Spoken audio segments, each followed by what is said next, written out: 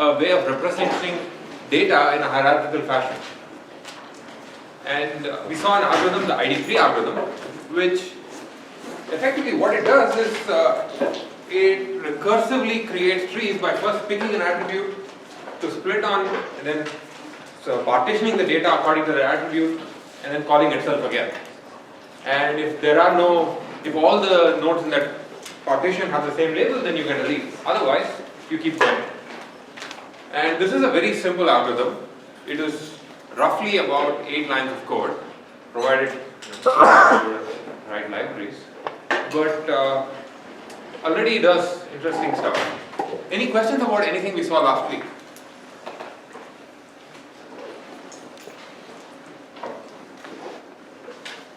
Yes?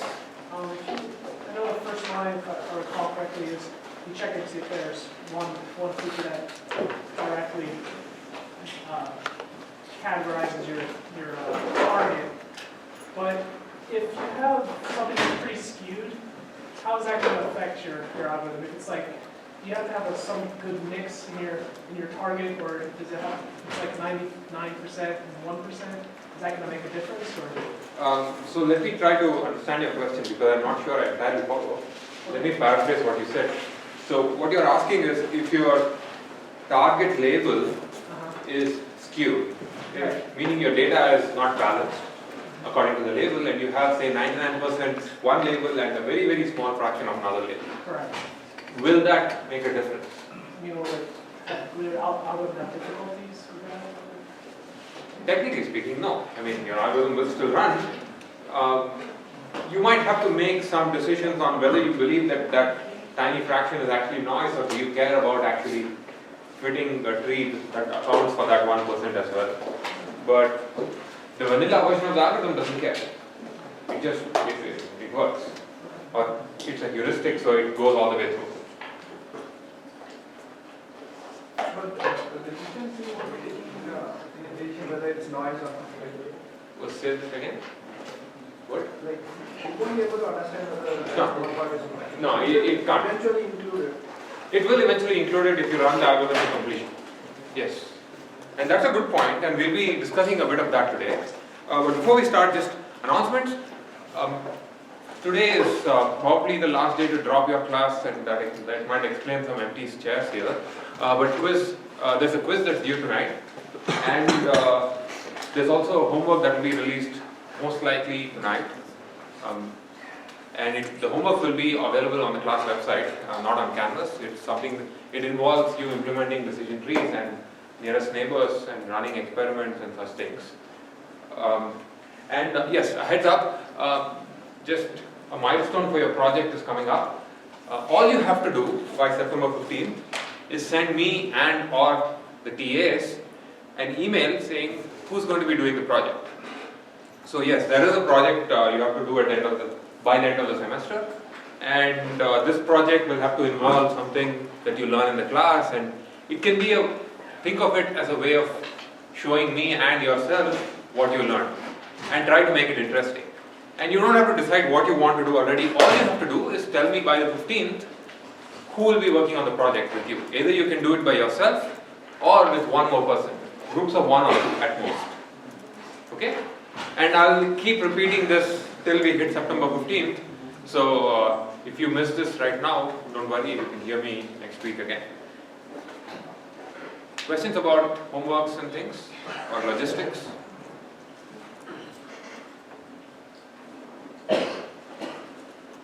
Right, so let's continue our discussion on decision trees, and I'm going to spend the first maybe 20 minutes to half an hour of this lecture talking about various tips and tricks and just practical aspects of the decision tree algorithm. First I'll talk about some variants of the ID3 algorithm, and I'll then get to this question of which I think some of you asked me the other day: what do you do if you have noise in the data, or what do you do if your examples are missing some features? If you believe that your feature is just the output of a sensor, and let's say for that particular example the sensor failed, the humidity sensor failed, so you have no idea whether it's humid or not that day. So how do you deal with that? And I should have fixed the slide, but number 3 in this list is dealing with non-Boolean features. And we briefly looked at that in the other class, and I'll just mention a couple of things about that. And the main point of this section is about overfitting. And I'll give you a definition of overfitting. We'll keep talking about overfitting for the rest of the semester, but this will be the first time we'll talk about it in a bit of detail. So let's get started. First, variants of the ID3 algorithm, in particular variants of the information gain heuristic. So if you remember, in the ID3 algorithm, you have to pick a node at the top of the tree. And you have to pick an attribute for the root of the tree. And the way you pick the attribute is using this heuristic called the information gain, which is defined based on the entropy. It's the total entropy of the data minus what entropy gets taken away by splitting on an attribute. And the reason we use entropy is because it's a measure of impurity. It's a measure that it's some way of evaluating how mixed the data is in some sense, in terms of the labels. But that's not the only way. And in the literature, you will see a couple of different ways of measuring this kind of impurity. One of them is called majority error. The majority error tries to define impurity in the following way. Pretend that you have a collection of labels. Let's say you have 20 examples with labels. Out of them, 15 are plus and 5 are minus. Then you can ask, what if I pretend that this whole set was labeled by the majority class? What would the error be in this case? If what would the error, the fraction be if you label all 20 by plus? 25%. So it is 1 minus the fraction of examples that don't have the majority label. Right? So it's 1/4, and that can be a measure of impurity. What fraction of examples do not have the majority label? So this is the error that comes into play when if you label all examples by the majority class. It shows up in the literature, and it's just something that you should know, and in fact it might even show up in your homework. There are other ways of doing this. Another way of measuring disorder in this case is also the Gini coefficient, and that comes from the humanities almost. So there are a few different ways, and all of these effectively work like entropy. They reward settings that have low disorder or low mixture of labels, and they penalize attributes that have a high entropy. Questions?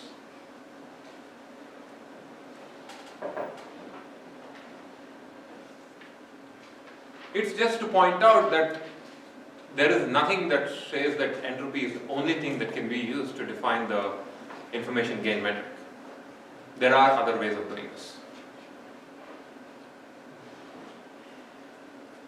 So both of these heuristics are trying to find the attribute that has like the most uniform, or the most, I guess the majority of them are the same, or has the highest majority or something like that. So what you can think of it this way. Let's take entropy. Let's say you split on a label, and after you split on the label, the partitions that remain are all pure. The average entropy of what remains is 0. The entropy of the total one is whatever it was. So if you partition on this attribute, it's a good thing because in one step you've come to the bottom. All these work the same way. All of these have the same property that if every example in this label in this set has the same label, then that value is 0. The same thing here. If all examples have the same label, the majority error is 0. So it rewards things that after splitting will take you to 0. Yes? So why would you choose majority error over feature? I mean, is it one that's more resilient to noise, or? It's not a very obvious choice, actually. I've seen majority error only in machine learning class homeworks. Gini and entropy show up quite a bit, and I'm not entirely sure why you might pick one over the other. Entropy has an information theoretic, not necessarily a guarantee, but at least some intuition. But they all behave roughly similarly. Are they guaranteed to reach the same conclusion? No, they're not. They're not guaranteed to reach the same conclusion, and none of them are guaranteed to reach the best conclusion. So, you live with what you have. Okay, so this is just a minor point about the variants that exist. The second thing I want to talk about is what do you do when you have examples that don't have all the features? So, suppose at training time, you have this data set here, and example number, or day 8 here, this example does not have the value of humidity. How would you deal with it? For example, what do you think? Would you treat it like another state? So for example, like it would be unknown? That's one answer. Other options? Yes. Take the nearest reading material. Take Day the. before or day after. That's another answer. That assumes an ordering of the examples, but sure. Yes. Take the most common one. Take the most common one. Just get rid of the humidity completely? Oh, that's a dangerous one too. That's dangerous because you don't know if that might be the one feature that directly correlates with the answer. How about the row? How about the row? That's another thing you could do, but what if every example in your data set has a missing feature? Not humidity, but other things. Yes? What if, like, when we're traversing down the tree, we go down both leaves on when it splits on that decision? That's a good option actually. So the reason I made you think about alternatives is to just point out that there are many ways of doing this, and you see all of them in the literature. The most common one I think is to use the most frequent label. So for example, for this case, you just say it's high because if you, with high probability, or in this case, 3 out of 5 are high, 1 out of 5 is low, is normal, so you assume that the one that's missing is also the most frequent label, and someone mentioned that. Another thing you could do is try to find the label, try to find the feature value that is most frequent among all examples that have that label. So here you have 3 examples that have no, and you only pick the most frequent label from that subset. Just another reasonable thing to do. The more sophisticated thing to do is what you suggested, which is go down both paths. Or in other words, you give it fractional labels, and this is somewhat more complicated. What you do is you have, for example, in this tiny example here, who said that the labels should be real value? Sorry, not labels, the feature value should be real value. Instead of saying it's high or normal, it's 3/4 high and 1/4 normal.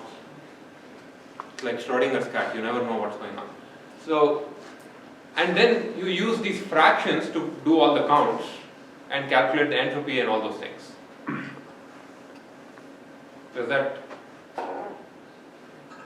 Could you also just randomly generate it based off of the distribution of label sensor readings that you could have? Yes, and if you do, yeah, you could. You could pretend that there's a coin toss here whose bias is 3/4, and if that's missing, you can do. So, okay, good. So many of you get the point. There are multiple ways of doing this, and if left to me and I'm pressed for time, what I would typically do is just pick the most frequent label because that's often in terms of implementation trivial to do. But if you have more time, you should pick one of the more sophisticated methods. Okay, so that's at training time. What do you do at test time? You're given a new example, you've got a tree, and it turns out, let's say, pretend that the root of the tree is, in our example that we had, it was something like outlook, let's say. Is the outlook sunny or whatever? And it turns out that that particular feature is missing for that example. What would you do?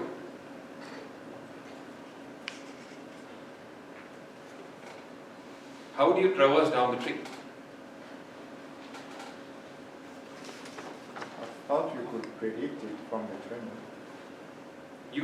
Your tree is, you learn your tree to predict only the label, but you're missing a feature.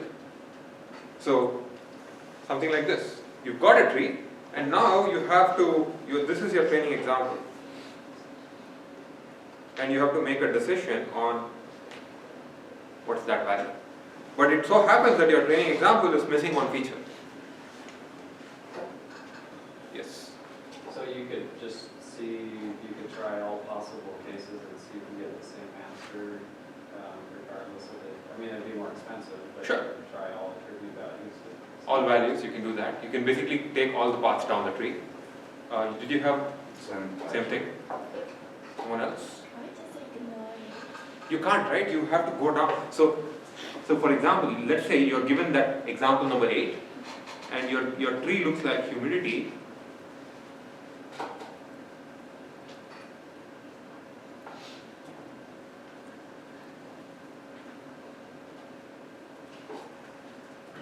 And then goes down. You're given an example, you have to first pick a path. You can't ignore it because you're stuck. One option is what you just said. You can go down both parts and take what all labels are allowed and maybe do some fractional labels at the end. If you have like multiple trees available, and then if your value is missing, you just go down a different tree. That's an interesting point, but then the question becomes, how do you get multiple trees? Because if you run the ID3 algorithm twice on the same data, you'll get the same tree again. But that's interesting because you could generate multiple trees by subsampling data and running the algorithm, so you'll get slightly different trees. But it's possible that you'll get stuck in all trees. Can't I just go up the tree and find which one is missing? How do you go up? We don't know where to start. Okay, last one. Can we do the same thing when we did with entropy and see which side has less uncertainty and go the same? But what are you calculating entropy of? You guys are thinking too hard. Like I said, you're thinking too hard. Pick one at random. The thing is, you've already given me the answers. You do the same things again. You pick the most frequent value and go down, or you have some fractional labels and keep going down. Or you basically impute the missing features based on your training set. That's all you need to do. Can we just randomly choose one and run it for more than one time? You And could. choose the You could. average. So there are multiple ways of doing this, and you can choose and randomly means according to what distribution, and like someone suggested, you could use the distribution of that from the training data. So yes, there are multiple options for dealing with missing features at a test time, and they are often identical to the options that you have like these when you are dealing with missing features at training time. Basically, you have to come up with some way of completing the example and carry on as if you have a full example. And this, depending on how you complete the example, you might get different values at the different values for the label. So you need to be clever about how you do this completion. So there must be some sane options. We have to be consistent about what method we use in training and I think that would be typically better. Yes. Because if you do that during training, so effectively what you're doing is you're introducing noise in the data. Because you might be introducing an incorrect thing, so you need to be careful that, and typically a lot of learning theory results, even independent of the learning algorithm, assume that the distribution of the data during train and test time is the same. So it's better to be consistent. Last question, and there are two more. You got to impute the values based upon the most frequently appearing values before missing features on them. But that can always result in a false label. Yes, exactly. So if you're missing data, you have to make a guess, and if you make a guess, there is a probability that you will be wrong. And if you're missing data, we have to live with that. I was just going to say, aren't those attributes or features aren't necessarily independent from each other? So, if choosing the most frequent label, you might be just totally blowing off what that means. That's a very subtle point, because what you're in choosing the most frequent label independent of all, just looking at the column, you're making this independence assumption that that feature is independent of all the others. And yes, you might be introducing some artifacts into your data distribution that may not have existed before. If you knew the relationship between all the different attributes, though, you probably would have already solved. You would Yes, have the solution exactly. to the problem itself. So Exactly. So you have to make assumptions. Okay. Yes, last question. Yeah, sorry. So would you apply this same process if instead of missing a feature, you get a feature that's not recognized, a new feature that wasn't in the training set? Yeah, Okay. probably. So in either case, at test and train time, the kinds of tricks that you use are similar. You impute missing labels, missing attributes. Let's move on in the interest of time. The next question is about non-Boolean features. We've already seen an example of this. How do you deal with non-Boolean features? The answer is fairly simple. Who said that the tree has to be binary? You can have multiple paths from each node. So you can have a multi-way split instead of a two-way split. So outlook can be sunny, overcast, or rainy, or it could be just one of two things. There's another option which is effectively very similar, which is to force the attributes into being Boolean by saying that you convert this feature called outlook. What is outlook? Is outlook sunny, rainy, or overcast? To three features.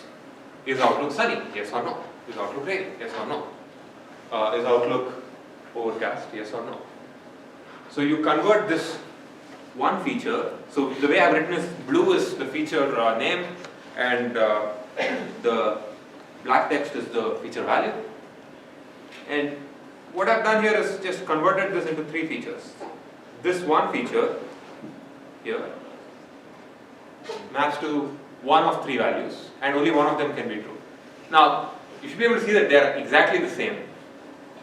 So when you do this, you increase the dimensionality of the problem. Yes. And what are the implications of doing this over having like a ternary option instead of binary? The implication is that you get larger trees. Because you have more attributes, so your trees can get longer, and that can potentially lead to problems, but on the other hand, sometimes your data comes this way.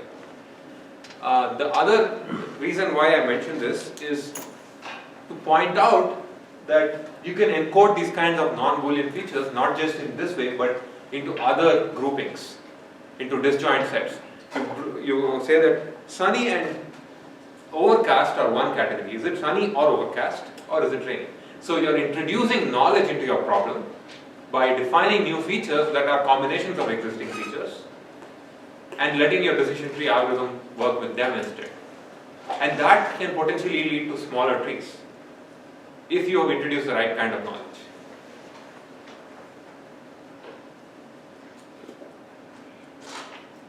Questions?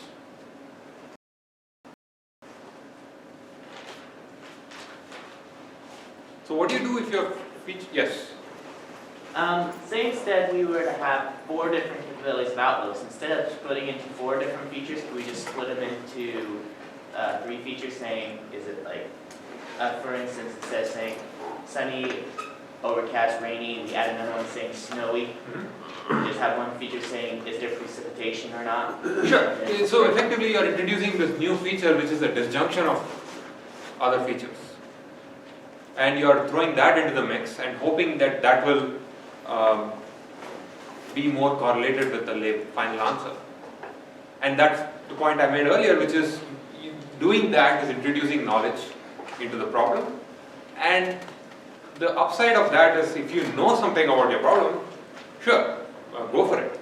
On the downside is that maybe you're wrong. So you might be overcomplicating your settings. And it's really an engineering question there. What do you do? Another question is how do you deal with features that are not categorical, with features that are real numbers?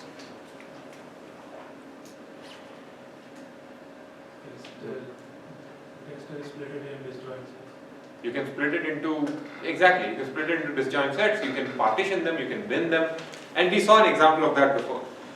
Effectively, if your features are real, you try to make them into Boolean or discrete, because every node in the decision tree is a test.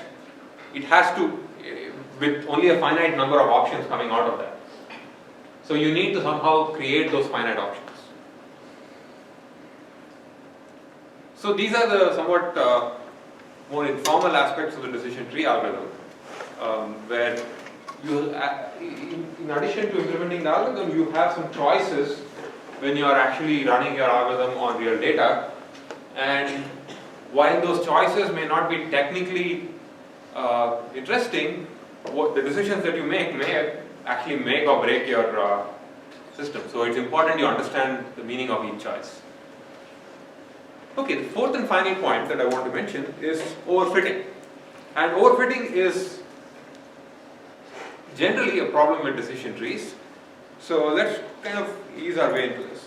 And to give you an example, I'm going to talk about this function that I call the first bit function. It's a Boolean function with n inputs. And the function, what it does is, you may have n inputs, but it only returns directly the value of the first bit. So here, this is the first bit function for 2 bits. You have x0 and x1, and notice that y equals x0. So x1 is an irrelevant attribute. And this is going to happen all the time. We are going to have irrelevant attributes because very often we don't know what is the relevant feature. So before we go ahead, what's the decision tree for this function? You'll have x0 at the root, and coming out of that will be 2 options. True would match to true, false would match to false. It will look something like this. And as an exercise, I want you to go home and convince yourself that if you run the ID3 algorithm on this data, you'll get that tree. You can even do it when I'm going, flipping slides, because it's really just counting 4 things. So this is the case where I can fit the data on one slide, but let's consider a more general case. Suppose you have all 2 power n examples for learning. Remember, there are n bits, and only one of them is relevant. And you've seen every possible combination of these bits. And let's say you run your decision tree algorithm, ID3 or a more sophisticated version of it. What will be the error of the tree that you produce on any future examples?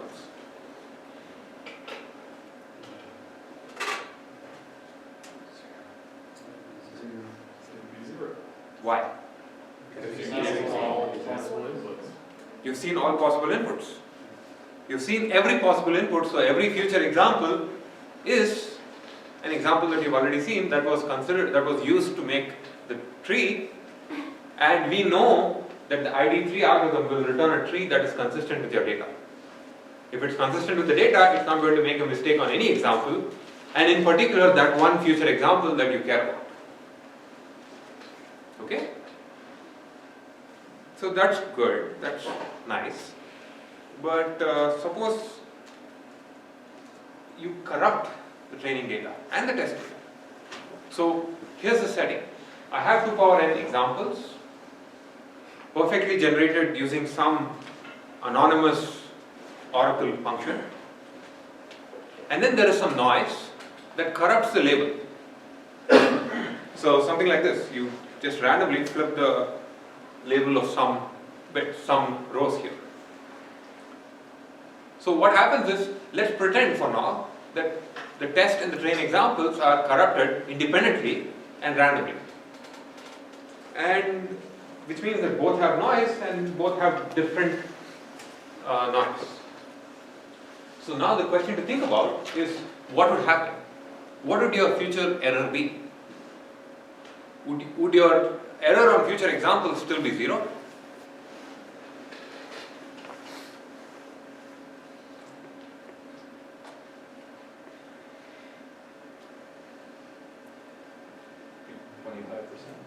It will be something, it will not be 0, right?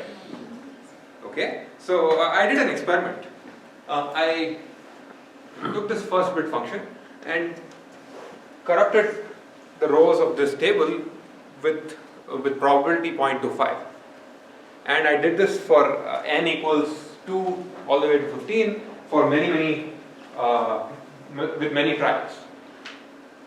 And I trained a decision tree using ID3. And now I've created another test set where I repeat the same process. Take the entire table and just randomly change the labels of maybe roughly a quarter of the examples.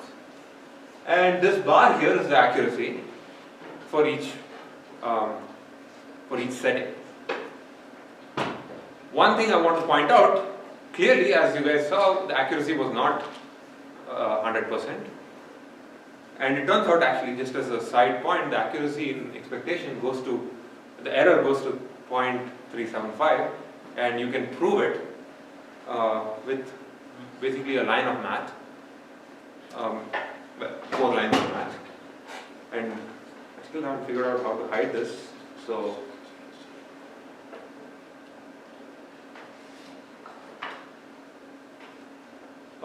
so what you have is, let's take a random row from a random example. Probability that if the training and the testing, the label for that example will be the same in one of two cases. Either both of them are not corrupted or both of them are corrupted.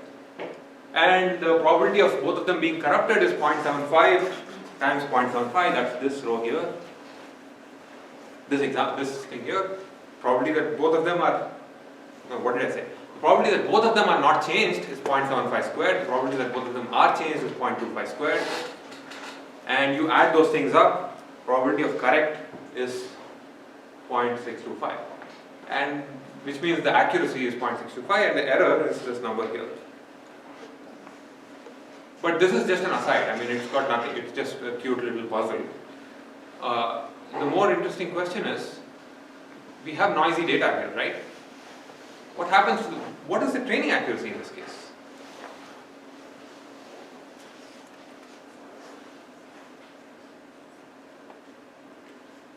Some of you are whispering the answer.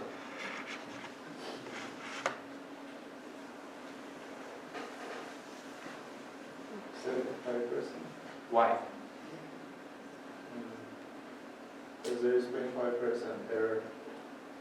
What does your learning algorithm see? Does your learning algorithm know what's an error?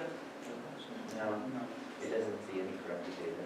It does not know that the data is corrupted. And what do we know about the ID3 algorithm? If the function is Boolean, ID3, or in general, the ID3 algorithm will, if you let it run all the way to completion, will fit the training data. It will perfectly explain the training data, which means the training accuracy is 100%. Because you let the tree grow, it will arbitrarily keep making branches till every possible example, every example in your training set is explained. Is that questions about this point? Yes. How did you get the probability or on the last slide you said 0.25 times 0.25? Yeah. So I understand the training example corrupted, but how did you get the test example corrupted? Oh, it's just a random. No, the probability that an example is corrupted is 0.25. You're just telling us that. That's how I created this. Okay. That's my assumption here. That's how I created this chart. It's nothing that you can. It's nothing that you can tell from the training. No, this is just okay. This is an artificial experiment just to prove a point. Okay. Yes. Why is it not exact for the smaller experiments, or when you have a smaller number of? I don't know actually. The variance is higher there, and I'm sure if you think about it, there must be a perfectly easy explanation. But I haven't thought about it. But really, I don't want you to focus on that. I really want you to get this point. That if you let the ID3 algorithm run to completion and don't have any restrictions, you will get zero error on the training set. It doesn't matter whether there is noise or not, because if you remember, there's nothing in the algorithm that knows anything about noise. I guess this is not a question about exactly what you said, but based off like the data that you just showed, does that mean that the number of, like when you see the number of features, are you seeing like how big the space is or how many Yes. vectors you're providing? Yes. Okay. How many features there are. Okay. So that's the dimensionality. Training accuracy is how well you fit the example data. Yes. Training accuracy is you first train, you get a classifier, and now you take the classifier and go through all the examples in the training set, you get a prediction, and you compare that prediction with the true prediction, and what fraction of your predictions are incorrect. You compare the prediction with the true label, and then you measure what fraction is incorrect. So Won't it be incorrect because of the 25% incorrect data that we have? There's nothing that, at the time of training, once the data has been corrupted, it's fixed. And once it's fixed, the learning algorithm will find a tree that fits it, including the noise. Because think about it, even after you fix this, it becomes a different function, right? It's another Boolean function. And the learning algorithm will find that Boolean function. It just so happens that it's not the one that we want, or that's not the one that generated the data, but we don't know. So that's point number one. So if you let this algorithm run, you will get zero training error, but then the question to think about is, training error is 0, accuracy is 100%, then why is this classifier not perfect? Why is there this gap?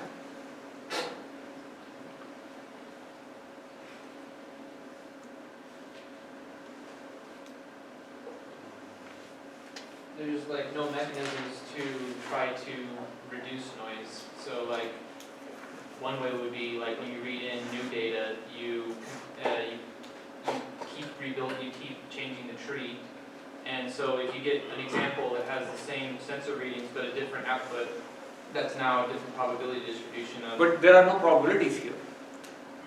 I'm saying if you read in an example that you already had in your in the tree, and was different than the example that you have, then you would know that there was some noise right going on. Sure.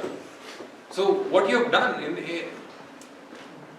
the point that you I think said is the simpler version of that statement is you have fit the noise in the data. You have the learning algorithm has no way of knowing that there's noise in the data, and what it has effectively done is overfitting. So this is an example of overfitting, and let's just talk about overfitting for a while. The overfitting, overfitting is the setting where your learning algorithm is able to explain not just the signal but also the noise, and it's able to do better on the training set than on future examples. And in general, decision trees suffer from overfitting quite acutely unless you do something more about it. I'm going to give a somewhat formal definition of overfitting, and we'll see variants of this definition through the semester. Pretend that your data comes from some probability distribution, x over the input and output together. And we have a function space at the hypothesis space from which we are going to pick one of these functions, the classifier. And now there are two interesting quantities to think about. One is the training error. Training error is after training, in other words, after finding a hypothesis in the training set, in the hypothesis class, how well would that function do on the training set itself? But truly, that's not the error we care about. The error we care about is the generalization error, which is the expected error on examples drawn from that distribution, P. What that means is you have a probability distribution over the XY pair, and you use that distribution to sample an example, and you predict. And you keep doing that again and again. In expectation, what will the error of this classifier be? according to that distribution, according to the true distribution of the data, which we have no access to. That's called the generalization error or the true error. And overfitting is a situation where your learning algorithm picks a hypothesis H, which it claims is the best. What that means is it claims it's the best because it believes that the training error of that hypothesis is lower than the training error of any competing hypothesis. That's line 1 then. Your learning algorithm has chosen the best hypothesis it can. On the other hand, it turns out there is some other hypothesis H prime whose generalization error is better, whose error on future examples will be lower. And this is overfitting. Your training algorithm believes that this hypothesis is the best one. It turns out there's another one that's better. For now, we are going to restrict ourselves to this somewhat limited definition of overfitting. But I want you to just keep this definition, in the back of your head, because once we get to the section on computational learning theory, we'll take this kind of a definition and tease it apart and talk about whether we can make statements that connect the training error to the generalization error. Because the only sample, the only information we have about the true function that is hidden is the training set. So on one hand, it makes sense to reduce training error. But on the other hand, we just saw an example where it's easy to contrive, come up with examples where just caring about training error is going to hurt us eventually. Questions about this? How do we know a certain tree is overfitted? Good question. We have multiple, eventually it has to be an experimental process. So one example could be to have a certain part of your data held out, never shown to the training set, never shown to the learning algorithm. That held out set is called the test set. And you measure error on the test set. And you sample the test set, randomly. And this is a plot, in fact, of train versus test error for different tree lengths. So this end here is, it's some data set. I don't even know what the data set is. This end here is the small trees, far end is larger trees. And what this plot shows is for some data set, if you let the tree grow bigger and bigger, the training error will keep getting smaller and smaller, or the training accuracy, which is the line going up, will keep getting better and better. On the other hand, the test error keeps going, eventually peaks and then goes down. So roughly somewhere around this point, you are starting to overfit. This is one way of diagnosing overfitting. So is this plot clear? What's the name of the exact size? The size of the tree. The size of the tree / number of nodes. But the number of nodes depends on the hypothesis space, right? Right. So what you can do is, after the tree becomes, say, 10 long, like here, you decide that I'm not going to grow my tree anymore. And you run the risk of stopping too early and getting a very lousy classifier, but you don't run the risk of overfitting. Are we missing some features when you do that? We might be. What And if those features are... the most important ones? So just to repeat the question, if we stop early, if we stop very early, let's say somewhere here, we might be hiding some features from the learning algorithm. And it's possible that those features are the important ones. And those are the features that give us the answer. That's the risk we're taking. And we have to now decide, we have now a parameter at our hands. How deep do we want our tree to grow? These kinds of parameters are called hypoparameters. These are inputs to the training algorithm that tell us that in some sense are inputs to the program itself. You have to make a choice. Then the question becomes, how do you make that choice? How do you make the choice of this thing? And one important strategy that you should know about is called cross-validation. Cross-validation is, you'll be implementing cross-validation in your homework, and it's a way of deciding hyperparameters. And I don't want to spend time on cross-validation right now because I'll probably bring it up again in a future lecture.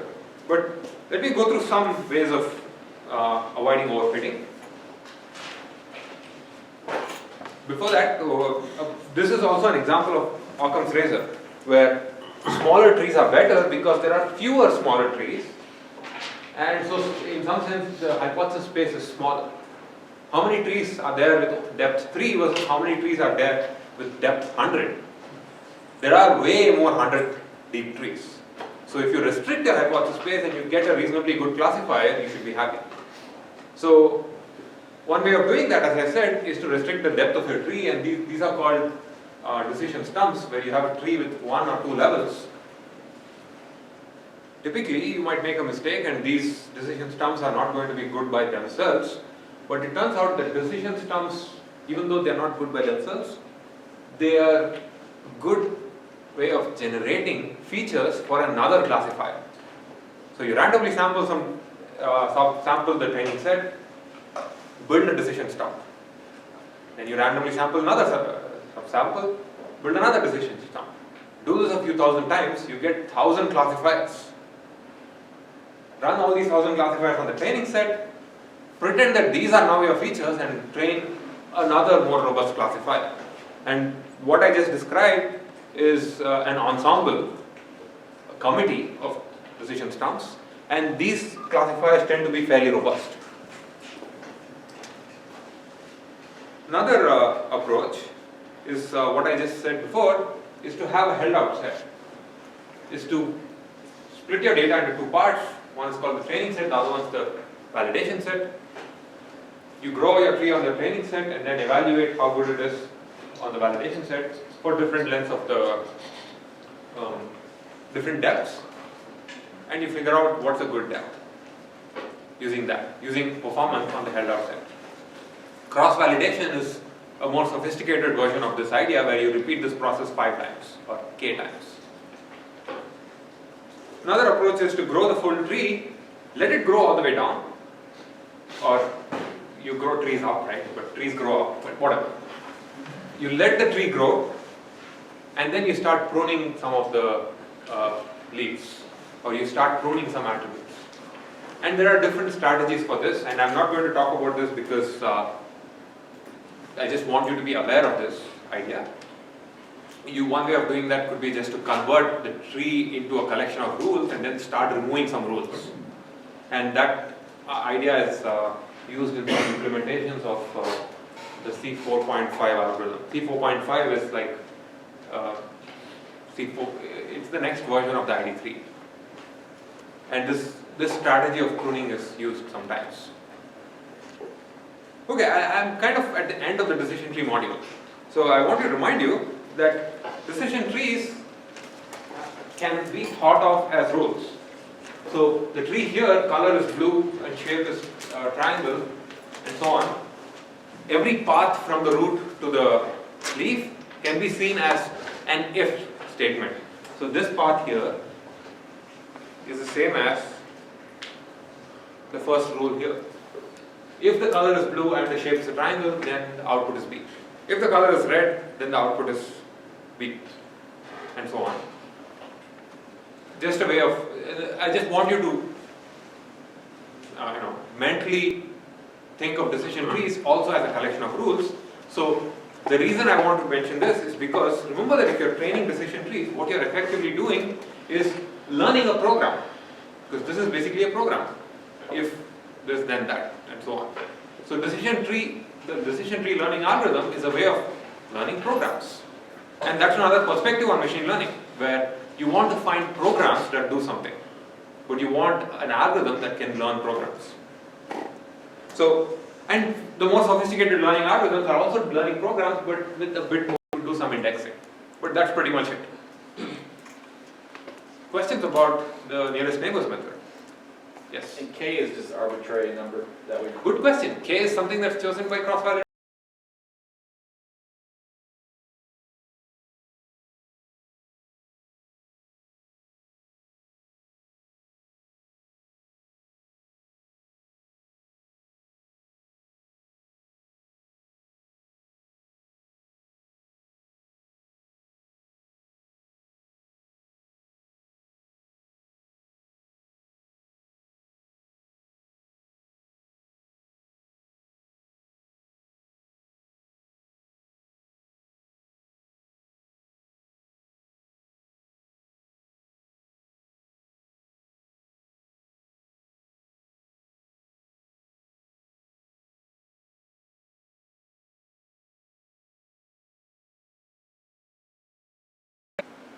Can you go out and implement this algorithm now?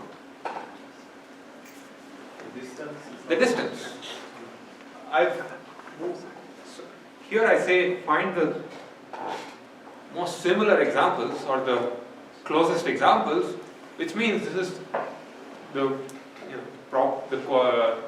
way this algorithm works is entirely dependent on how you define distance.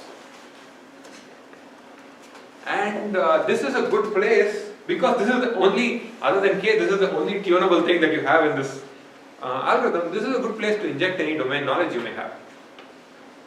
You can tweak the distance function to be something that encourages semantically close emails to be close to each other if you have a way of defining that. And you could be more clever, but what are some simple ways of doing this? Let's say my points are vectors in n-dimensional spaces.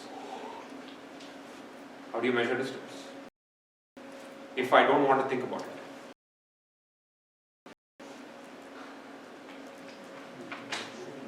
The Euclidean distance. So, because your points are represented as n-dimensional spaces, one way of measuring distance is the Euclidean distance. And I'm sure all of you remember from, I don't know, first grade or something, when you might have seen this. Just to remind you, if you have 2 points, the Euclidean distance is the distance of the shortest line between them. This is also called the L2 norm, but this is not the only way of calculating distance.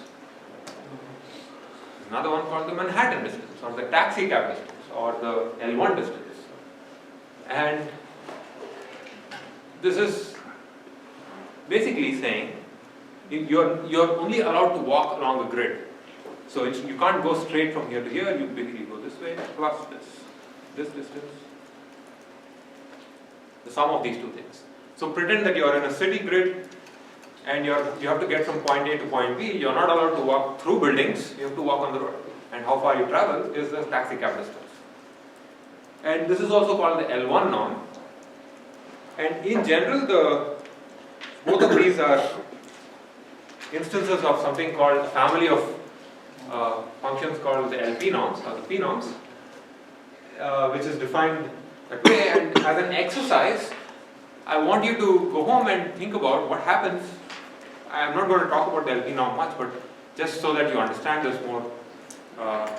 Well, as an exercise, I want you to think about what happens when P goes to infinity here. What happens when P goes to infinity? And this is a tiny little exercise in computing limits of functions because you have a 1 over P here. And you have a power.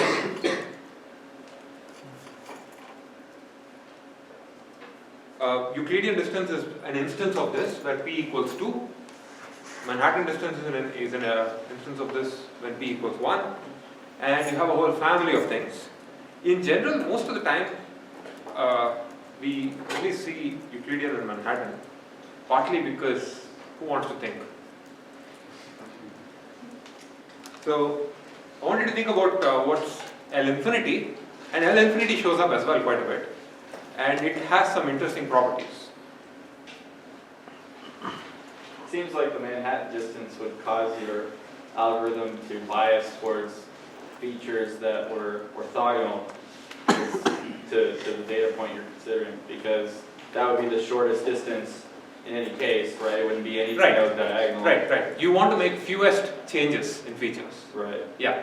So if you believe that something about your problem has that property, or you want to encourage that property, then you might want to use the Manhattan distance. But wouldn't the utility give you the same in that case? Yeah, maybe not. It's hard to tell. In fact, you'll be playing with Euclidean and Manhattan distances in your homework. So I think what he's saying is, correct me if I'm wrong by the way, correct me if I'm misrepresenting your point. You have 2 points here. Let's say you have 3 points or 4 points. Many points. These 2 points have a certain Euclidean distance. The Manhattan distance is more than that by triangle inequality. And you might, let's say you have another point here which is 2 steps away. These 2 points, and so let's call this A, B, and C. According to Manhattan, AB and AC are equally far. According to Euclidean, they are not.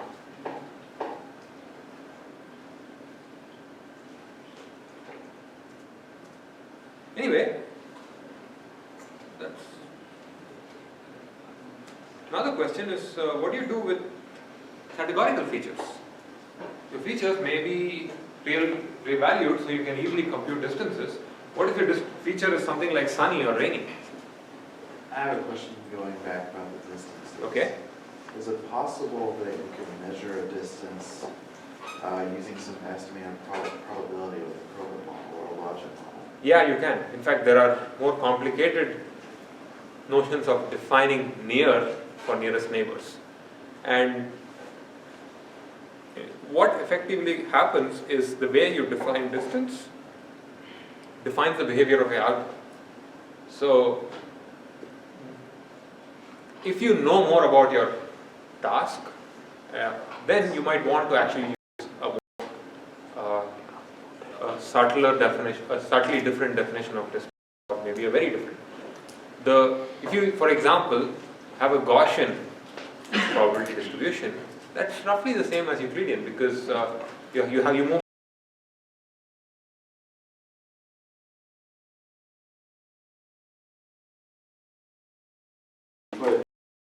like mild is 0 and high is 1, and then you're introducing an ordering.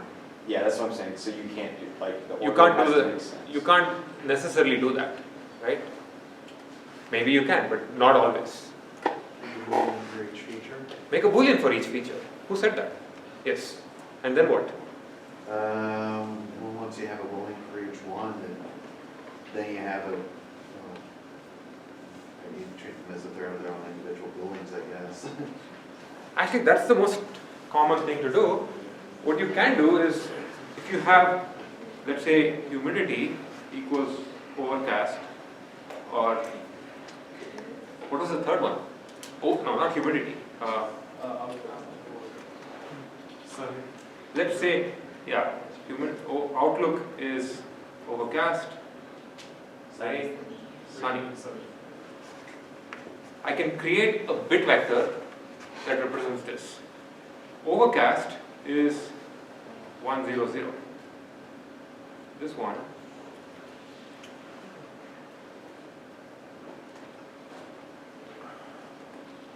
And stack all of these up, and you get a large bit vector.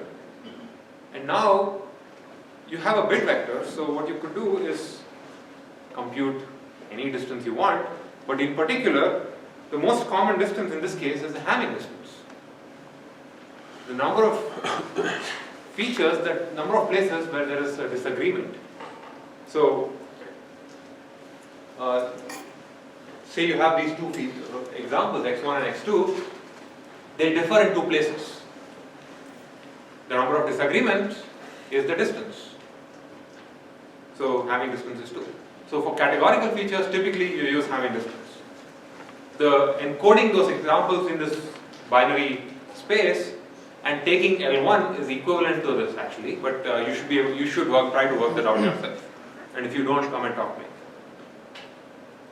Okay, so this is good. What we have is we basically defined the entire nearest neighbors learning algorithm in roughly about 13 minutes, which is good because it's an easy algorithm and it has some definite advantages. Training is ridiculously fast because it amounts to basically reading and storing examples. And storing is not necessarily just putting them in an array or a hash table. You could put them in some complicated data structure that actually makes prediction easier. And the other interesting thing to note here is that the nearest neighbor method can learn really complex functions. Look at that picture there. I don't know what that function is, but it's fairly complex. And you did nothing. Just by remembering examples, you managed to learn that function, which is also a good and interesting property. Because eventually we look at algorithms where we try to impose a restriction on the complexity of these functions. In particular, we look at linear functions only. And the other advantage, which may or may not be an advantage, but certainly something to think about, is that we have the training data. Because we've stored it, we always have the training data. And if you feel that maybe after 15 years of collecting training data, you've run out of space, then you can use another algorithm. In a decision tree kind of setting, after you've grown a tree and pruned it, you've thrown away the training data. So you no longer have the data. It's just an engineering point, but certainly can count in the advantages column. What are some disadvantages of this though? Prediction phase is costly. Prediction is costly. One more, which even comes before that. Yes, you have to store the entire training set, and it's a lot of space. From what I hear from people that I talk to in the architecture world, space is free now, but maybe not. So storage is definitely a problem. And if you have d-dimensional examples and you have n training instances, then prediction, in the most naive sense, is going over all n of them and computing dot products whose computational cost is d.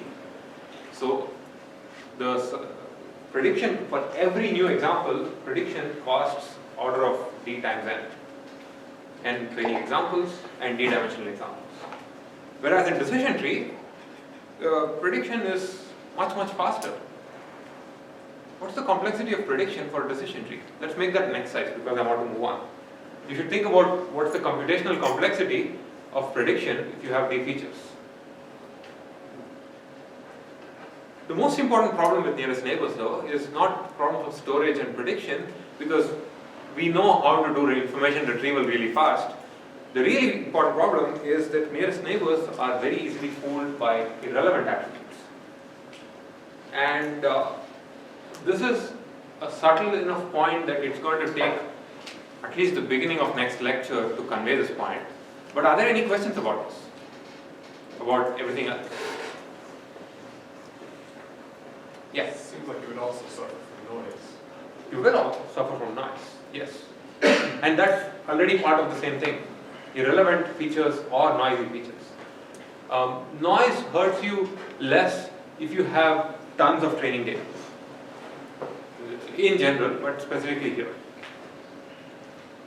So yes, you have a question? I was just wondering, so for the first case, storing cost, don't you have to store, in other cases, don't you have to store too? In the decision tree, you don't. After you train your data, after you build your decision tree, you only have to store a tree. You may have 1 million examples, but it's possible that your tree has only 3 nodes.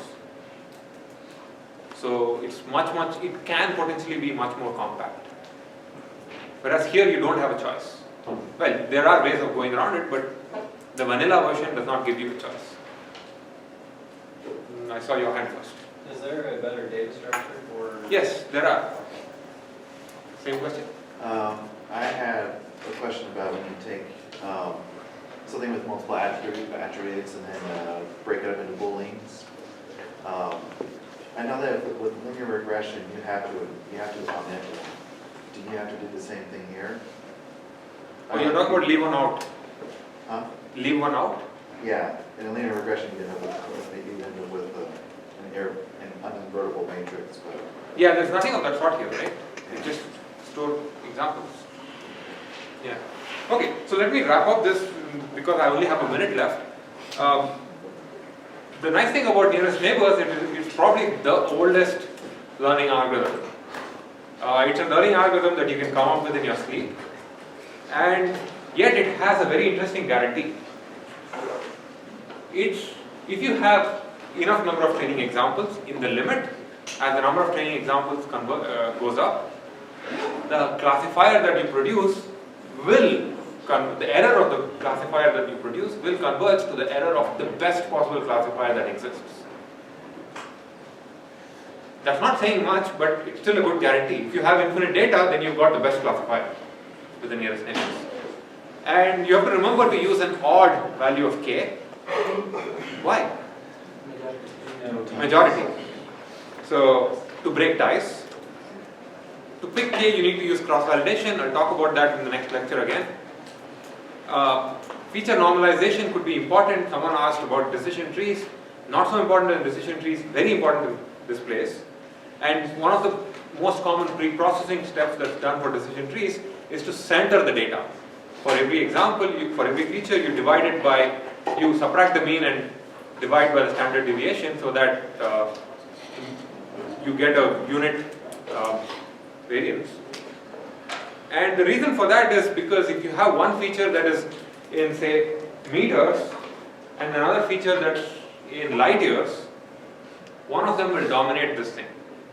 So you need to make sure that they're all in the same scale. And there are many, many variants, and someone mentioned weighting examples by the distance. This is a very common variant. I'll go through the summary again in the next lecture, and we are going to start off with the hypothesis space for decision trees.